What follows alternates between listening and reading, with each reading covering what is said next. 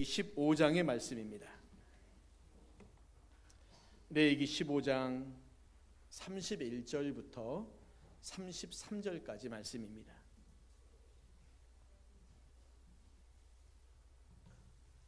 레위기 15장 31절부터 33절까지 말씀.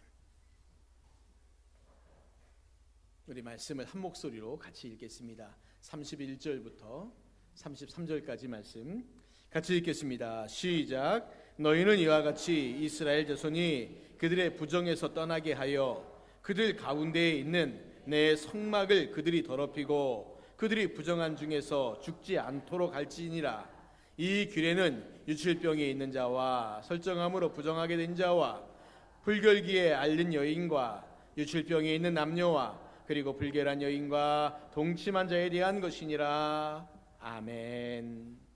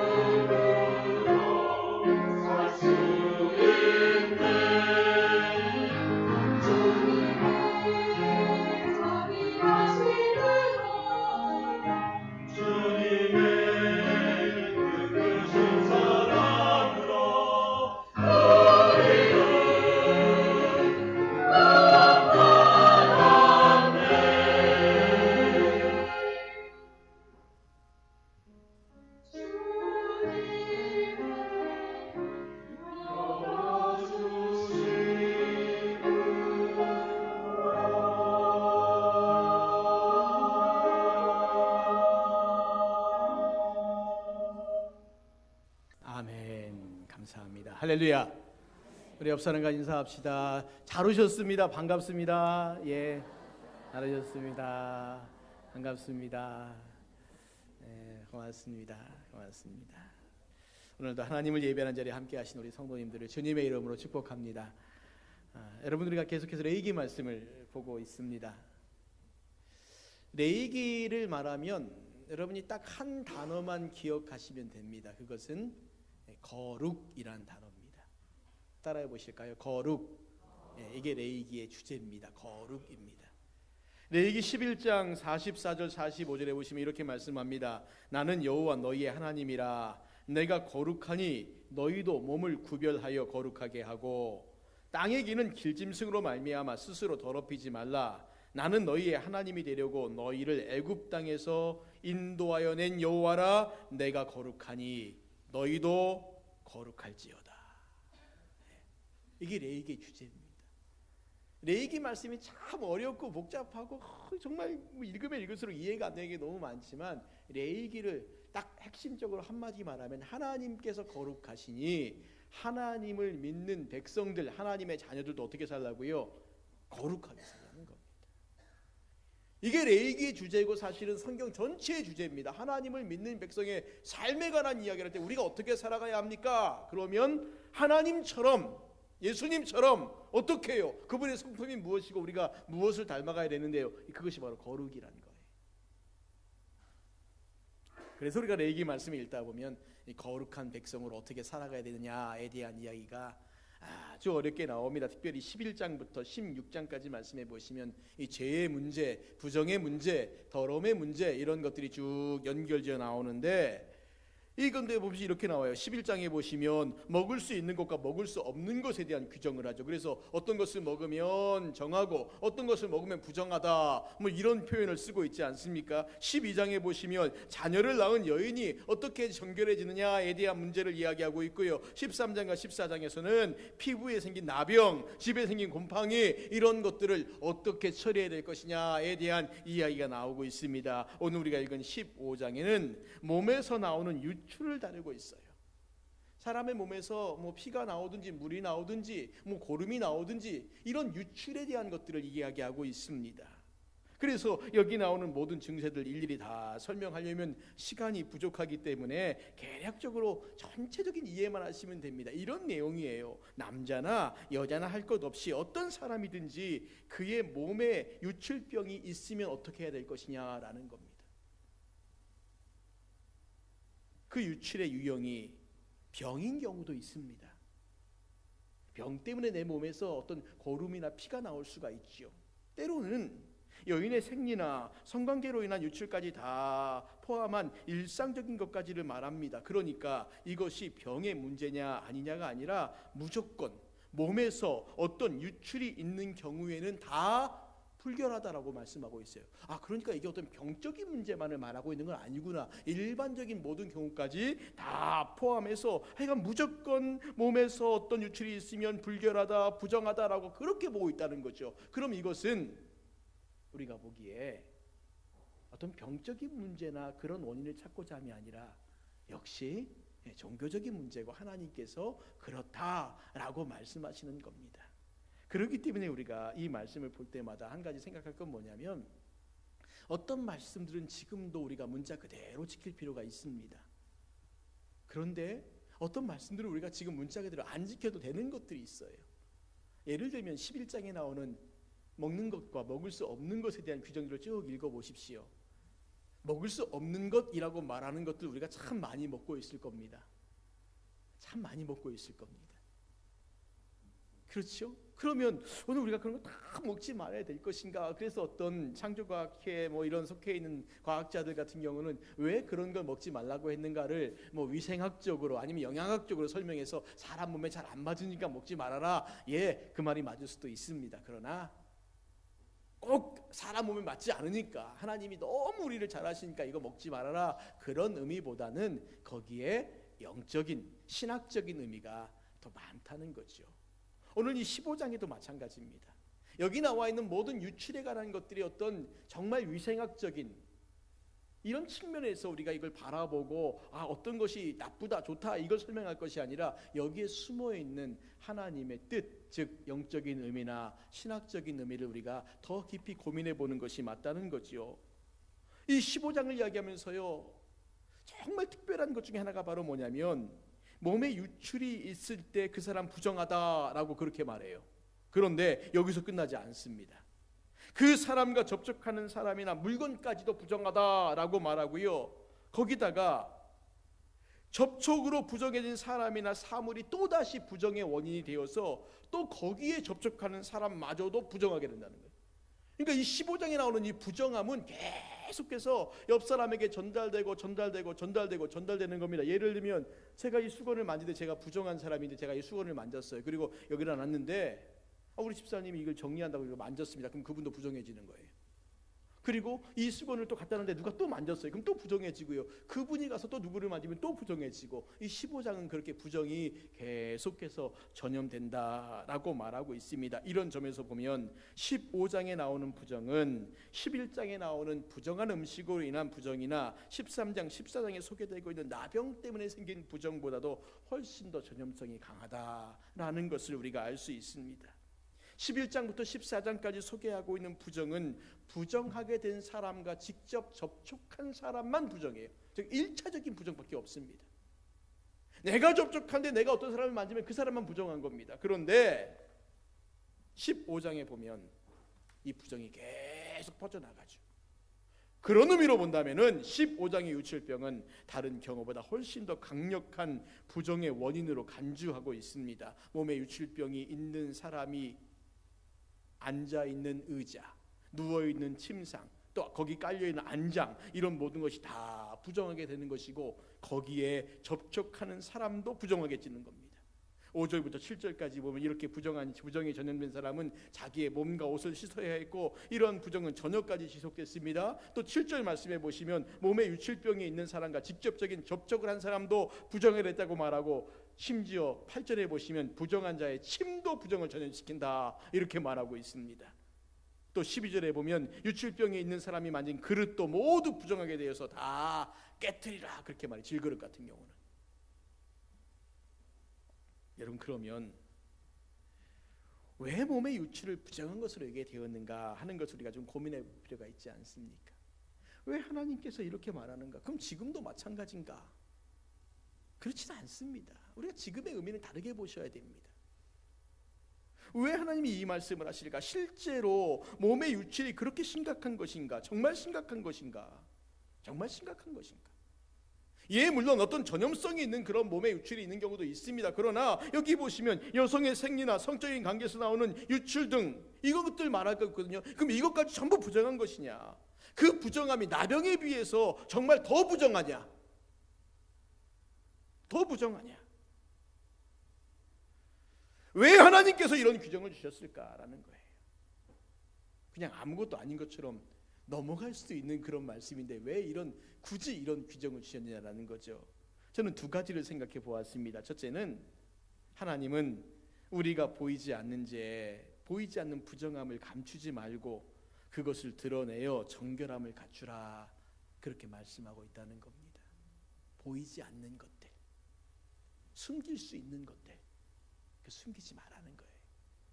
빌 하일베스 목사님의 책 중에 아무도 보는 이 없을 때 당신은 누구인가 라는 제목의 책이 있습니다. 아무도 보는 이 없을 때 당신은 누구인가 라는 책입니다. 여러분, 사람들은 세상의 시선을 의식하지 않고 혼자 있다고 느낄 때 본 모습이 드러난다고 합니다. 그것이 자기 본 인격이래요. 남들 앞에 보이기 위해서 꾸며놓은 인격 말고 아무도 보는 사람이 없다고 생각되어질 때, 아무도 나를 아는 사람이 없다고 느껴질 그 순간에 나타나는 것이 자기의 참 모습이라는 겁니다. 누군가가 나를 보고 있다고 의식하면은 절대 자신의 본 모습 드러내지 않습니다. 그 여러분들이 저를 잘 모르시는 겁니다. 제가 여러분들에게 이렇게 보여지는 모습은 꽤 괜찮죠, 그렇지요. 근데 저희 집사람이나 저희 자식은 아들은 압니다. 우리 아버지가 남편이 어떤 사람인지 남들이 보지 못하는 것들을 보기 때문에 그게 제 본 모습일 수 있습니다. 그렇다고 완전히 다른 건 아니니까 너무 이상하게 상상해서 목사님 무슨 개팍한가 괴물인가 그렇게 생각하시면 안 되고요. 그렇게 다르다는 거예요. 여러분도 마찬가지지 않습니까? 지금 이렇게 잘 차리고 예배당에 앉아있을 때의 모습과 집에 가서의 모습이 똑같습니까? 같으시면 제일 좋은 겁니다. 그런데 같지 않을 때가 많지요. 다를 때가 많습니다. 그것이 우리의 인격이라는 거예요. 아무도 나를 보고 있지 않다, 아무도 모르는 곳에 내가 서 있다라고 느낄 때 나타나는 것, 그것이 바로 자신의 인격이라는 겁니다. 근데 사람들은 대부분 다 아무도 보는 이 없다라고 생각되어질 때 살아가는 삶이 조금 더 자유롭고 풀어지게 되어 있는데, 그러면 생각해 보십시오. 왜 사람들은 하나님은 의식하지 않고 사람들은 의식할까요? 많은 사람들이 하나님을 두려워한다라고 말하지만 실제적으로 하나님을 두려워할까요? 아니면 사람을 더 두려워할까요? 사람을 더 두려워합니다. 하나님의 말씀에는 별로 기울이지 않지만 사람들의 말, 지적에는 정말 신경을 많이 씁니다. 이유는 간단해요. 하나님은 당장 나에게 어떤 손해나 이익을 주시지 않는다라고 생각합니다. 물론 하나님이 때로 벌도 주시고 복도 주시는 분이 때로가 아니죠. 그게 맞죠. 그런데 그게 당장 내가 지금 잠깐 잘못했거나 잠깐 잘했다고 해서 순간적으로 그것이 복이나 벌로 우리에게 온다라고 생각하지 않습니다. 그러니 하나님의 벌이나 하나님의 복은 조금 멀리 있다라고 생각하는 거죠. 흔히 말하는 것처럼 주먹은 가깝고 법은 멀지요. 그러니까 우리가 사실은 주먹 쥐고 있는 사람 앞에서는 벌벌 떨지만 법 갖고 얘기하면 한번 코웃음을 탁 치는 겁니다. 이게 사람들의 모습입니다. 그래서 우리는 하나님보다는 사람들의 시선에 더 민감하게 반응하고 행동을 하는 겁니다. 사람들이 보면 어떡하나, 사람들이 알면 어떡하나, 여기에 더 두려움이 있지 하나님께서 우리를 보신다, 아신다, 이 말에 대해서는 우리가 크게 반응하지 않습니다. 예수님께서 바리새인들과 서기관들의 행동에 대해서 책망하실 때 하신 말씀이 외식하는 자라는 말이었습니다. 무엇이 외식하는 걸까요? 그들에게 이렇게 말씀하세요. 너희가 사람들에게 보이려고 기도하고 사람들에게 보이려고 헌금하고 사람들에게 보이려고 선을 행하고 모든 것을 사람에게 보이려고 한다는 겁니다. 사람들이 보고 칭찬하면 그것으로 만족해요. 그리고 더더욱더 사람들의 칭찬과 사람들의 그 말에 간구하며 나아간다는 거죠. 자, 그럼 어떤 문제가 생길까요? 어느 순간부터 우리가 기도도 헌금도 예배도 선을 행함도 하나님과는 관계없이 하는 겁니다. 내가 기도하는 거 하나님께 하는 기도인데 내용이 중요하지 않아요. 내가 기도하는 것만 누가 보면 돼요.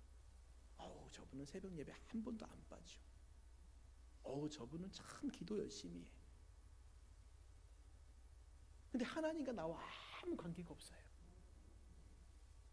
그럼 그 기도가 무슨 의미가 있습니까? 그 예배가 무슨 의미가 있어요? 사람에게 보이려고 하는 사람들의 모습이 바로 그렇다는 겁니다. 그런 위험성을 갖고 있다는 거지요. 또 하나, 그것만이 아닙니다. 사람들을 의식하게 되면 어떤 일이 생기냐면 사람들의 눈에 보이는 죄만 의식하고 사람들이 알지 못하는, 의식하지 못하는 죄는 절대 우리가 두려워하지 않습니다. 감출 수 있는 죄? 얼마든지 지어요. 드러날 때까지는 괜찮습니다. 그냥 편하게 살아요. 하나님의 눈이 우리의 일거수일투족을 다 살피고 있다고 말씀하고 있음에도 불구하고 우리는 절대 하나님의 눈을 의식하지 않습니다. 역대하 16장 9절에 보시면 아사 왕의 잘못에 대해서 선견자 하나니가 이렇게 말합니다. 여호와의 눈은 온 땅을 두루 감찰하사 전심으로 자기에게 향하는 자들을 위하여 능력을 베푸시나니 라고 말해요. 여호와의 눈이 온 땅을 두루 감찰하사. 하나님 앞에서 감출 수 있는 것이 없다는 거예요. 하나님은 우리가 아무리 감추고 또 감추어도 감출 수 없는 분이란 겁니다. 생각해 보세요. 레위기 말씀으로 가보시죠. 내 몸에 약간의 유출이 있습니다. 그거 부정하다라고 말씀하고 있는데 우리가 그 유출을 얼마든지 감출 수가 있죠. 나병 같은 것은 내 몸에, 내 얼굴에 다 드러나요. 그러니까 이건 못 감춰요. 그러나 내 몸에 있는 약간의 유출, 어디 좀 종결해서 고름 나는 거, 이런 거 감출 수 있습니다. 그런데 감추지 말라는 거예요. 왜요? 그 작은 부정이 나를 부정하게 하고, 나와 접촉한 사람이나 사물을 부정하게 하고, 또 그 부정한 사람이 다른 사람이나 사물을 부정하게 하는 부정이 부정을 낳고, 또 그 부정이 부정을 또 낳고, 이 부정이 점점 확장되어지는 것이 있기 때문에 지금 보이지 않는다고 숨기지 말고 어서 빨리 그 부정을 해결하고 정결함을 얻으라는 겁니다. 죄를 숨겨놓고 감춰놓고 남들 모르니까 괜찮아. 괜찮은 게 어디 있습니까? 언젠가 다 드러날 텐데요. 괜찮은 게 있습니까? 다 드러나잖아요. 심지어는 은밀하게 아무도 모를 거야 생각했던 그것마저도 다 드러나지 않습니까? 인간 세상에서도 그러한데 하나님 앞에서 우리의 것들이 안 드러나겠습니까? 그러니 보이지 않는다고, 감출 수 있다고 무시하지 말고, 그것들, 나만 아는 것들이라고 해서 다른 사람 모를 거야. 아니요, 하나님 아십니다. 그러니 그런 것들마저도 드러내놓고 정결함을 구하라는 겁니다. 둘째는 작은 문제라고 무시하지 말고 그 작은 문제 먼저 해결하라는 겁니다. 우리는 늘 생각할 때 큰 문제가 그 문제지 작은 문제 아니라고 생각합니다. 그런데요, 그렇게 말씀하지 않습니다. 큰 문제가 진짜 문제가 아니라 작은 문제가 진짜 문제고 더 두려워해야 할 그런 문제라는 것이죠. 마태복음 5장 22절에 예수님께서 이렇게 말씀하십니다. 나는 너희에게 이르노니 형제에게 노하는 자마다 심판을 받게 되고, 형제를 대하여 나가라 하는 자는 공회에 잡혀가게 되고, 미련한 놈이라 하는 자는 지옥불에 들어가게 되리라. 21절에 이렇게 시작해요. 누구든지 율법에 이렇게 이르지 않았느냐, 살인을 하게 되면 심판을 받게 된다라고 말하지만 예수님께서요, 나는 너희에게 이르노니. 살인의 죄가 무겁지 않다는 말이 아니라, 너희들은 살인만 생각하고 있지만 나는 너희에게 말한다. 형제에게 노하는 자, 욕을 하는 자, 미련하다고 말을 하는 자, 이렇게 정말 우리가 늘 습관적으로 하는 작고 별것 아닌 문제들도 살인의 죄만큼 크고 무겁다는 것. 살인만 무서운 죄가 아니라, 살인만큼 무서운 죄가 뭐냐면 형제에게 노하고 욕을 하고 미련하다고 말을 하고. 그러면 생각해 보십시오. 13장 14장에 나오는 나병이 큽니까? 유출이 큽니까? 나병이 부정할까요? 유출이 더 부정할까요? 어떤 게 더 부정합니까? 우리 분명 생각하기에는 13장 14장에 나오는 나병이 더 부정하고 더 위험하다라고 말할 수 있지 않겠습니까? 이게 훨씬 더 위험한 거잖아요. 실제적으로 이게 더 전염도 되는 병이고요. 그런데 하나님은 나병이 아니라 오히려 유출에 대해서 더 심각하게 말씀하세요. 나병이 아니라 유출에 대해 심각하게 말씀하세요. 나병이 부정하지 않다는 말이 아닙니다. 나병이 인간적인 생각으로 부정하다고 해서 더 신경 쓰는데 하나님은 아니야, 나병도 부정하지만 더 부정한 것은 유출이다라고 말씀하세요. 너희들이 작다라고 생각하는 거, 별것 아니라고 생각하는 거, 그런 거 그냥 무시하고 넘어가지 말라는 겁니다. 오히려 그 작은 것, 그 별것 아닌 것을 더 두려워해야 된다는 거예요. 우리가 살아가면서 이거 뭐 아무것도 아니에요, 별것 아니에요 라고 말하는 그것들, 그 작은 문제들, 그 작은 죄들 그냥 무시하고 쉽게 넘어가지 말라는 거예요. 성도님들, 그러면 15장에 나오는 이 몸의 유출병을 부정한 것을 여기게 된 이유가 뭘까요? 그것은 바로 거룩이라는 개념과 밀접하게 연관되어 있음을 기억하셔야 합니다. 거룩이 뭡니까? 거룩함이 뭘까요? 우리가 닮아가야 할 하나님의 성품입니다. 그래서 하나님께서 동물을 제물로 드릴 때도 어떤 것을 드리라고 말하냐면 흠이 없고 온전한 것 드리라고 말합니다. 상징적인 의미예요. 흠이 없고 온전한 것, 거룩한 것입니다. 그래서 육체에 흠이 있는 제사장은 성소에서 제사장으로서의 사역을 감당할 수 없습니다. 피부병이 있는 사람도 하나님의 성소에서 추방되어집니다. 몸에서 나오는 유출병 역시 거룩함에 저는 부정한 것으로 간주했습니다. 그래서 몸에 유출병이 있는 사람도 성소에 접근하는 것을 금지했습니다. 그러면 왜 하나님께서 이것들을 말씀하실까? 왜 이렇게 부정한 것과 정한 것을 구별하여 규례를 지키라 말씀하고 있을까요? 표면적으로 보이는 이유는 그것이 인간의 윤리적인 삶에 도움을 주기 때문에 그렇습니다. 그래서 부정에 대한 규례를 잘 지키면 윤리적으로 잘못된 행동을 하지 않을 수 있습니다. 또 유출병은 전염병을 막고 생명을 보호하고 약자를 지키는 역할을 하기도 합니다. 그러니 이게 표면적으로 보이는 것들이에요. 우리가 하나님이 정하신 거룩함, 부정과 정함에 대한 규례를 잘 지키면 우리의 삶에 유익함들이 참 많구나. 우리가 사실은 레위기에 있는 이런 말씀들을 지키기 참 어려워서 못 지키는 거죠. 실질적으로 이 말씀을 하나하나 지켜나가면 생각으로 우리의 삶에 도움되는 것들이 많습니다. 지금도 유대인들 가운데서는 말씀을 문자 그대로 지키는 사람들이 있습니다. 여러분 가끔 유대인들이라고 TV에 나오는 사람 보시면 검은 양복 입고 모자 쓰고 수염 기르고 옆머리 기르고 뭐 이런 사람들 나오지요. 이런 사람들이 전부가 다 아니에요. 유대인들 가운데 이런 사람들은 소수입니다. 나머지 사람들은 물론 율법을 기본적으로 지키긴 하지만 이들보다 훨씬 더 자유롭게 삽니다. 근데 특별하게 그런 사람들이 있어요. 아주 종교적으로 더 여기에 빠져 있는 사람들. 근데 이 사람들의 삶이요 정말 더 단순하고 심플하고 좋습니다. 하나님이 하지 말라 하는 거 안 하는 게 좋은 거예요. 하라 하는 거 하는 게 좋습니다. 그런데 우리가 그걸 다 못 지키니까 문제고 또 현재 삶에 좀 안 맞는 게 있으니까 그렇지요. 그런데 그것이 맞습니다. 그런데 하나님 오늘 그렇게 부정함과 정한 것을 구별하는 것, 규례를 주신 것은 그것만이 아니에요. 보다 더 중요한 이유가 있는데 바로 31절 말씀입니다. 여러분 31절 말씀 우리 같이 한번 보시겠습니다. 우리 읽었지만 한 목소리로 같이 한번 읽죠. 31절 말씀 읽겠습니다. 시작. 너희는 이와 같이 이스라엘 자손이 그들의 부정에서 떠나게 하여 그들 가운데 있는 내 성막을 그들이 더럽히고 그들이 부정한 중에서 죽지 않도록 할지니라. 자, 부정함을 멀리하고 정결 규례를 지키라 하는 이유가 뭘까요? 하나님의 성막을 더럽히지 않고 죽임을 당하지 않게 하기 위해서라고 말합니다. 다시 말해서 하나님과의 관계를 돈독히 하고 복된 삶을 살기 위해서 정결규례 지키라는 거예요.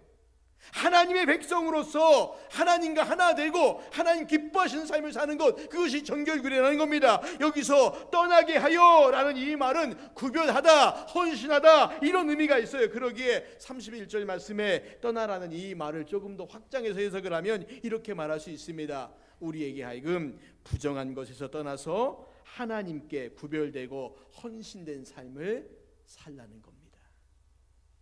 여러분 우리 그리스도인들 역시 마찬가지 아닙니까? 하나님과 신실한 관계를 맺고 복된 삶을 살아가기 위해서는 하나님의 백성, 하나님의 자녀답게 구별되고 거룩한 삶을 목표로 하고 살아야 합니다. 또 그렇게 구별되고 거룩한 삶을 살 때 우리의 일상적인 삶도 더욱 복될 수 있습니다. 우리의 신실한 믿음과 복된 삶을 위해서 거룩하고 구별된 삶을 살아가라는 겁니다. 저는 오늘 설교 제목을 거룩을 갈망하라 이렇게 적었어요. 거룩을 갈망하라. 여러분 거룩한 삶은 끊임없이 갈망해야 합니다. 그 거룩에 대한 갈망, 은혜에 대한 갈망이 오늘 우리를 하나님의 진정한 복을 받는 하나님의 자녀로 살게 한다는 겁니다. 마가복음 5장 25절부터 34절까지 말씀해 보시면 12해를 혈루병으로 앓았던 한 여인에 관한 이야기가 나옵니다. 이 여인이 앓았던 게 바로 이 유출병입니다.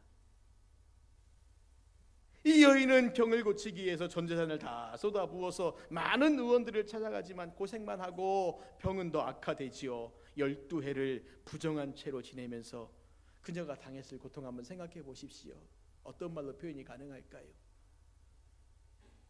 그러던 차에 예수님에 대한 소문을 들었습니다. 그리고 믿음으로 예수님의 옷자락을 잡았습니다. 그 순간 그의 병이 고침을 받았어요. 그런데 사실 부정한 여자가 군중등 틈을 파고 들어가서 예수님을 만졌다. 오늘 이 레위기 15장에 의하면 이건 있을 수 없는 일입니다.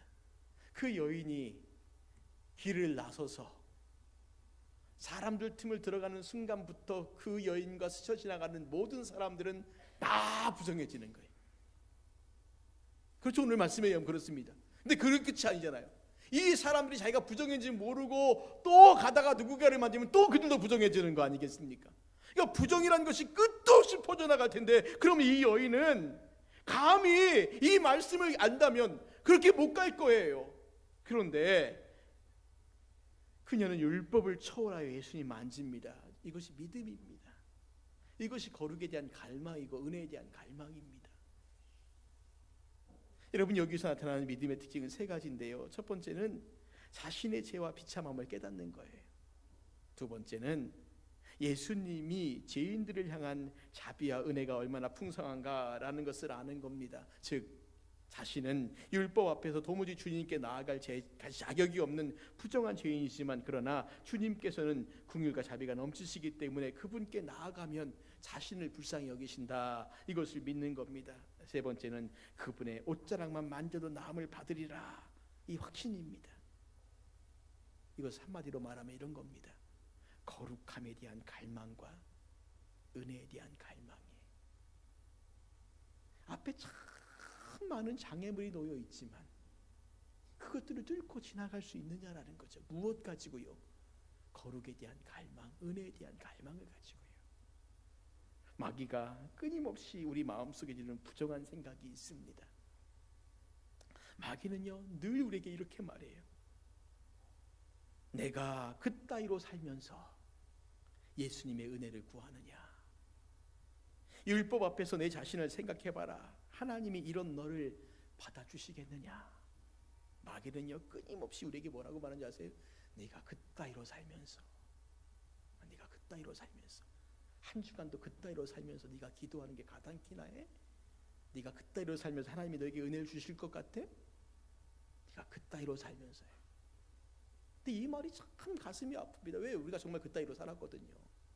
마귀가 우리를 속이는 거라면 우리가 아니야 이렇게 말하겠지만 우리 정말 그따위로 살았거든요. 마귀는 정말 우리에게 진실을 말할 때가 있습니다. 요즘 흔히 하는 말로 팩트 폭격인 거지요. 사실 가지고 때려쳐요. 야, 너 그따위로 살면서. 근데 생각해보니까 내가 정말 그따위로 살았거든요. 어떻게 하나님의 은혜를 구해? 그때 어떻게 할까요? 내가 이따위로 살았으니까 그냥 하나님께 나아가는 거 포기하자, 그러실 건가요? 아닙니다. 오히려 이 여인처럼 율법을 초월하여 그리스도의 긍휼과 자비를 바라보아야 합니다. 그리고 이렇게 대답하시면 됩니다. 그래, 네 말이 맞다. 나는 그따위로 살았다. 그따위로 살았다. 율법 앞에서 나는 주님께 나아갈 자격이 없다. 그러나 주님은 죄인들을 향한 자비와 긍휼이 한이 없으시고 자기에게 나온 자에게 상 주시는 분이시다. 너 그따위로 살았지? 그래, 나 그따위로 살았어. 그런데 주님은 그따위로 산 나도 받아주셔. 어떤 사람이 이 말을 할 수 있을까요? 거룩함에 대한 갈망이 있는 사람들, 은혜에 대한 갈망이 있는 사람들이에요. 마귀가 우리의 앞길을 막고 다른 세상 어떤 모든 것들이 우리의 앞길을 막아도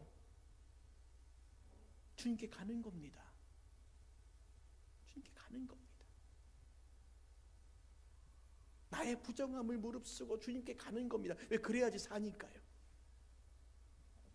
그 사람들의 틈을 뚫고 들어가서 주님을 만나야 됩니다. 그래야지 사니까요. 이게 갈망입니다. 사슴이 시냇물을 찾기에 갈급함같이 내 영혼이 주를 찾기에 갈급하나이다. 이 사슴의 목마름에 대한 갈망, 물에 대한 갈망, 이것이 있는 사람이 주님 앞에 나아갈 수 있어요. 참 많은 사람들이 교회를 나옵니다. 숫자가 줄어들고 있다 하지만 여전히 이번에 우리 합동 측 장로교단 몇 명인가 봤더니 200만 명이 넘어요. 많은 숫자입니다. 근데 그들 가운데 얼마나 주님에 대한 참된 갈망을 가지고 거룩함에 대한 갈망을 가지고 살아가고 있습니까? 혹여 습관적으로 예배당만 왔다 갔다 하고 있지는 않습니까? 말씀을 들어도 그냥 그 말씀 잠깐 듣고 또 잊어버리는 그런 말씀. 성도님들, 우리 안에 정말 그런 갈망들이 있습니까? 이 여인처럼 주님 앞에 나아가고자 하는 그 소망들이 있습니까? 중국 선교의 아버지라고 불리는 허드슨 테일러가 이런 고백을 했습니다. 나는 정말 주님을 닮아가고 싶은데 너무나 부족하고 미련하다. 얼마나 유혹에 시달리는지 차마 말씀드릴 수가 없다. 그토록 나쁜 마음을 먹고 있다는 걸 전혀 깨닫지 못하고 있다. 이런 고백을 자기 어머니에게 보내요. 어머니, 내가 지금 그렇습니다. 거룩해지고 싶은데, 주님을 닮아가고 싶은데 너무 내가 부족하다고. 이런 신앙의 갈등을 겪는 가운데 그의 동료 선교사인 존 메카시가 그것을 알고 편지를 보냅니다. 메카시는 편지에서 이렇게 말합니다. 사랑하시는 주님이 내 안에서 그분의 뜻대로 일하시도록 맡기는 것, 그분의 은혜에 의지하며 사는 것이 나의 성화입니다. 노력하는 것이 아니고 애쓰는 것도 아닙니다. 기다리는 것, 눈을 들어 그분을 바라보는 것, 그분의 권능을 믿는 것, 그분의 모든 내적 타락을 정복하시리라 신뢰하는 것. 예수 그리스도가 문자 그대로 힘이라는 거예요. 내가 그분을 섬기게 하는 유일한 힘이 바로 예수 그리스도요, 영원한 기쁨을 위한 편찮은 토대가 바로 예수 그리스도라는 겁니다. 예수님이 우리를 인도하여 측량할 수 없는 그분의 충만하심을 깨닫게 하시기를 빕니다. 이렇게 기도하고 편지를 보냈습니다. 친구의 편지를 읽는 순간에 허드슨 테일러는 번쩍하는 깨달음을 받았어요. 우리가 거룩해져 가는 길은, 우리가 성화되는 길은 그리스도를 바라보는 것밖에 없다고. 그리스도를 갈망하는 것밖에 없다. 어린아이가 그의 배를 채우고 그의 불편함을 해결하고 필요한 모든 것을 얻는 방법은 엄마를 바라보는 것 외엔 없지 않습니까? 우리에게 꼬맹이들이 몇 명 있습니다. 이제 막 돌 지나고 이제 돌 다가오고, 우리 김종수 집사님의 다솜이가 자기의 삶의 문제를 스스로 다 해결할 수 있을까요? 젖도 알아서 먹고 기저귀도 알아서 갈고, 야 그럼 얼마나 편하겠습니까? 우리 스리자매가 춤추고 다닐 거예요. 야 우리 애가 이렇게 똑똑하다. 그런데 하나도 못해요. 엄마만 바라봐요. 엄마만 갈망해요. 어떻게 표현합니까? 울어요. 주님을 갈망함이 거기 있지 않습니까? 사랑하는 성도님들, 우리는 레이기의 말씀대로 한다면 다 부정한 사람들이에요. 레이기의 말씀으로 인해서 부정하지 않을 사람은 한 사람도 없습니다. 하나님 우리에게 레이기 말씀을 통해서 너희들 다 부정한 인간들이다 이 말씀하시는 걸까요? 아니에요. 이 부정함 가운데 있지만 내가 너희를 위하여 구속의 은혜를 베푸셨다. 그 십자가를 바라보라고요. 부정함 가운데 주저앉아 있지 말고 정결함을 소망하며 갈망하며 주님 앞에 나오고 달려오라는 겁니다. 우리 안에 그 마음이 있기를 바랍니다. 제발 좀 우리의 이 모습 이대로 그냥 이가 지금 이 조사혼이가 아니라 십자가를 붙잡고 십자가를 소망하면서 믿음으로 우리의 길들을 달려갈 수 있기를 바랍니다. 왜 이 땅에 많은 그리스도인이 있지만 영향력이 하나도 없습니까? 사랑하는 성도님들, 그리스도인의 힘은 내가 가지고 있는 지식도 아니고 건강도 아니고 물질도 아닙니다. 세상의 지위나 명예도 아닙니다. 권세도 아닙니다. 오직 예수 그리스도, 그분을 바라보고 믿고 의지하는 것 외에는 다른 것이 없습니다. 우리 안에 정말 주님만을 바라보고 주님의 십자가만을 바라보고 소망하는 그 갈망들이 우리 가운데 있기를 주님의 이름으로 축원을 드립니다. 우리 시간 같이 고백하며 기도합시다. 신실하게 진실하게 거룩하게 살게 하소서. 하나님 나의 마음 만져주소서. 하나님 나의 영혼 새롭게 하소서. 우리가 정말 부리는 찬양이 우리 안에 있는 갈망이었으면 합니다. 하나님, 내가 이렇게 살았으면 좋겠습니다. 이렇게 살기 원합니다. 내 힘이 너무 약하고 부족하지만 내가 이렇게 살기를 원합니다. 우리 그 소망 가지고 같이 기도합시다.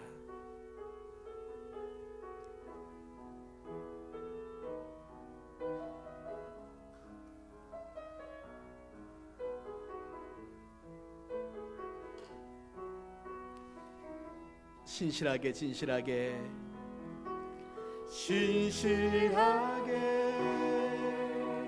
진실하게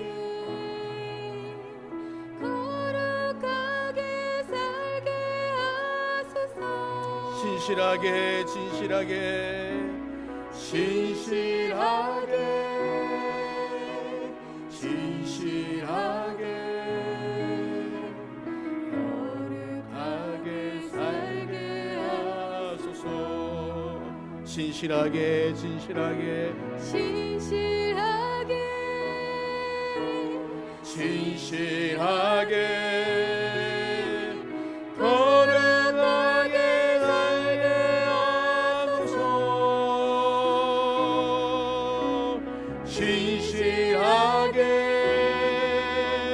진실하게 거룩하게 살게 하소서.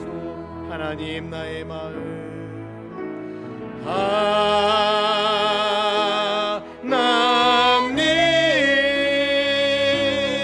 나의 마음 만져주소서. 하나님 나의 영혼 새롭게 진실하게 진실하게 진실하게 진실하게 거룩하게 살게 하소서. 진실하게 진실하게 거룩하게 살게 하소서. 하나님 나의 기도 들어주소서.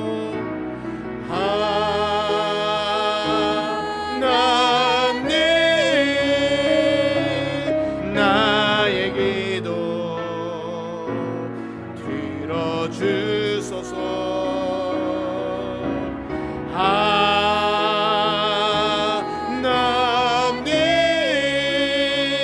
하나님 주의 길로 인도. 하나님 나의 기도 들어주소서. 하나님 나의 기도 들어주소서.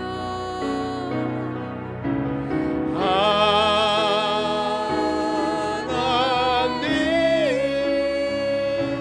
주의 길로 인도하소서. 여러분 이 시간에 우리 같이 한번 이러한 갈망을 가지고 기도합시다. 거룩함에 대한 갈망, 은혜에 대한 갈망, 진실하게 진실하게 거룩하게 살고자 소망하는 이 갈망들이 우리 가운데 있길 원합니다. 우리가 이 땅 가운데 하나님의 자녀로 살아감이 무엇인지를 우리가 좀 알았으면 좋겠어요. 하나님께서 우리의 삶에 복을 주시는 방법이 무엇인지 우리가 알았으면 좋겠습니다. 우리가 이 땅에서 힘쓰고 애써서 무엇인가 구한다고 찾는다고 얻어지는 것이 아니라 우리가 신실하고 진실하고 거룩하게 이 갈망을 가지고 주님 앞에 나아가고 주님의 십자가를 바라볼 때 하나님 우리 삶을 책임져 주신다는 것, 우리가 이거 믿고 같이 합심하여 기도합시다. 같이 기도합니다. 하나님 아버지, 오늘 우리가 주의